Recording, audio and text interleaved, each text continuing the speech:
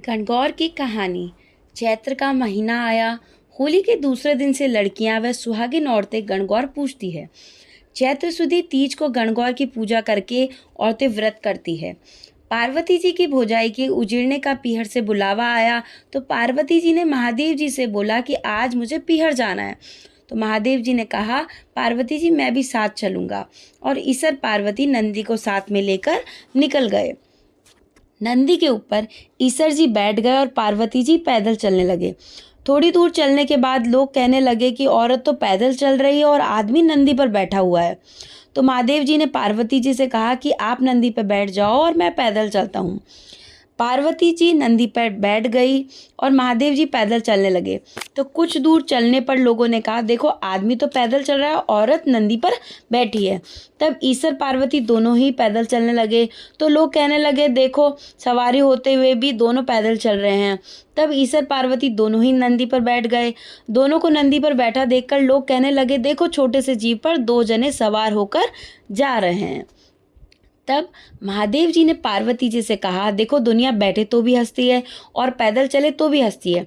आगे गए तो एक गाय के बछड़ा होने वाला था, तो वह कष्ट के कारण उठ बैठ कर रही थी। तो गौरादे ने पूछा कि इस गाय को इतना कष्ट कैसे हो रहा है। ईसर जी ने कहा, इसके बच्चा होने वाला है। तब गौरादे ने कहा, बच्चा होने पर इतना कष्ट होता है तो मेरे तो गांठ लगा दो। ईसर जी ने कहा, गौरादे गांठ मत लगवाओ, हमारी लगाई गांठ वापस नहीं खुलेगी। फिर आगे चल दिए तो एक घोड़ी उछल कूद कर रही थी। गौरादे ने पूछा कि घोड़ी कष्ट में क्यों है। ईसर जी ने कहा, इसके बच्चा होने वाला है। गौरादे ने कहा, महाराज मेरे तो गांठ लगा दो, मैं तो इतना कष्ट सहन नहीं कर सकती। आगे चले तो राजा की नगरी में उदासी छाई हुई थी, ढोल नगाड़ा उल्टे पड़े थे। तो गौरादे ने पूछा, महादेव जी नगरी में सन्नाटा क्यों हो रहा है। ईसर जी ने कहा, रानी के कुंवर होने वाला है, यहाँ की रानी कष्ट में है, तो बच्चा होने पर इतना कष्ट होता है, तो मुझे तो बच्चा नहीं चाहिए, मेरे गांठ लगा दो, अन्यथा मैं आगे नहीं चलूंगी। ईसर जी के समझाने पर भी गौरादे नहीं मानी। तब ईसर जी ने गांठ लगा दी। आगे गए तो ईसर गौरादी एक तालाब की पाल पर बैठ गए। उस दिन बड़ी गणगौर का दिन था। गांव की औरतों को मालूम हुआ कि तालाब की पाल पर ईसर गौरादे आए हैं, तो गांव की औरतें पूजा की थाली लेकर पूजा करने आने लगी। ईसर पार्वती जी ने भर भर छाबड़ी सुहाग बांट दिया। बाणियां व ब्राह्मणों की औरतें पहन और 16 श्रृंगार कर धीरे धीरे गीत गाती हुई आई। तो गौरादे ने कहा कि महाराज जी, खास पुजारिनियां तो अब आ रही है और आपने तो सारा सुहाग बांट दिया।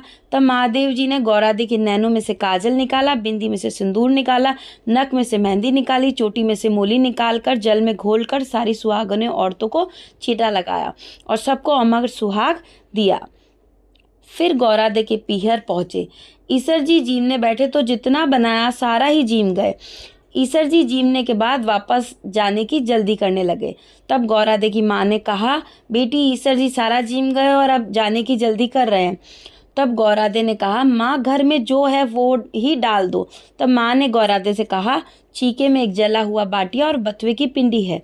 गौरादे ने जला हुआ बाटिया व बथुए की पिंडी खा ली, जल पी लिया और ईसर जी के साथ रवाना हो गई। थोड़ी दूर चलने के बाद ईसर जी ने कहा, गौरादे थोड़ी देर पीपल के नीचे आराम कर ले। गौरादे तो भूखी थी, इसलिए पीपल की ठंडी छांव में नींद आ गई। गौरादे को नींद आ जाने पर ईसर जी ने पार्वती जी के पेट की ढक्कन खोल कर देखा तो पेट में जला हुआ बाटिया बथुए की पिंडी जल में झूल रहे थे। देखकर ईसर जी ने वापस ढकनी लगा दी। गौरादे नींद से जागी। तब ईसर जी ने पूछा, गौरादे आज क्या जीमा। गौरादे बोली, ईसर जी आपने जीमा वही मैंने जीमा। तब ईसर जी बोले, आपके पेट में जला हुआ बाटिया बथुए की पिंडी जल में झूल रही है। इस पर गौरादे ने कहा, ईसर जी मेरी ढकनी खोली जैसे जगत की ढकनी मत खोलना। पीहर की बात ससुराल में व ससुराल की बात पीहर में कभी भी नहीं करनी चाहिए। इतना कहकर आगे निकले। राजा की नगरी में आए, वहाँ ढोल नगाड़ा बज रहे थे, बधाइयाँ बढ़ रही थी, चारों तरफ आनंद ही आनंद हो रहा था, लोग नाच कूद रहे थे। गौरादे ने पूछा, यहाँ क्या हो रहा है। ईसर जी बोले, अपन गए थे तब रानी कष्ट में थी, उसके कुंवर हुआ है। कुंवर होने पर इतना आनंद, इतनी खुशी, तो मेरी गांठ खोल दो। ईसर जी ने कहा, मेरी लगाई हुई गांठ वापस नहीं खुलती है। आगे आए तो घोड़ी का बच्चा हुआ है। घोड़ी प्यार से बच्चे को चाट रही थी, वहाँ भी आनंद हो रहा थे। गौरादे ने कहा, गांठ खोल दो। ईसर जी ने कहा, मेरी लगाई गांठ नहीं खुलती है। आगे आए तो गाय बछड़े की चाट रही थी और सूंघ रही थी, लाड़ प्यार कर रही थी। तब पार्वती जी बोली, जानवर को भी अपने बच्चे से इतना प्यार होता है, तो ईसर जी गांठ खोल दो। ईसर जी ने कहा, गौरादे, मैंने आपको पहले ही मना किया था कि गांठ मत लगवाओ, हमारी लगाई गांठ वापस नहीं खुलती। और फिर वापस कैलाशपुरी आ गए। गौरादे ने नहाने से पहले अपने शरीर पर पीटी करके मैल उतारा, उस मैल का मांसा बनाकर दरवाजे पर रख दिया और उसे कह दिया कि मैं नहाने जा रही हूँ, अंदर किसी को मत आने देना। पार्वती जी नहाने चली गई और शिवजी महाराज आए और अंदर जाने लगे तो मैल के मांसे ने उन्हें अंदर जाने से रोका। तो महादेव जी ने कहा, तू कौन है और मुझे मना क्यों कर रहा है? करने वाला कौन होता है? तो बच्चे ने, मानसे ने कहा कि आप अंदर नहीं जा सकते, मेरी माँ स्नान कर रही है। इस पर महादेव जी बोले, पार्वती जी के तो कोई पुत्र नहीं है, तुम कहाँ से आए हो? यह कहकर उसका सर धड़ से अलग कर दिया और अंदर चले गए। अंदर जाने पर पार्वती जी ने कहा, आप अंदर कैसे आए? बाहर मेरे पुत्र को चौकीदारी के लिए बैठाकर आई हूँ। गौरादे ने बाहर आकर देखा तो मैल का मांसा मरा पड़ा था। यह देखकर गौरादे गुस्से से लाल हो गई और मेरे पुत्र को जीवित करो।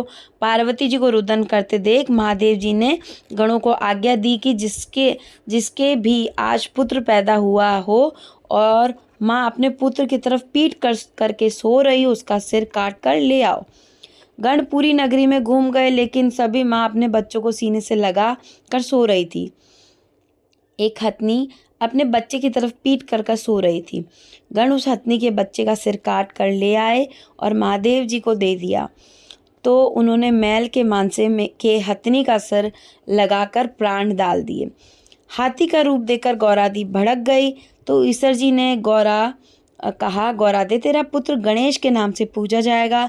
हर शुभ कार्य में पहले तेरे पुत्र की ही पूजा होगी, बाद में सब कार्य सिद्ध होंगे। जो कोई गणेश जी की पूजा नहीं करके उनके कार्य सफल नहीं होंगे। हे ईसर गौरादे, सबका सुहाग अमर रखना। गौरादे की गांठ लगाई वैसे किसी की मत लगाना। हे गणगौर माता, हम सबको अमर सुहाग देना, खोटी की खरी, अधूरी की पूरी करना।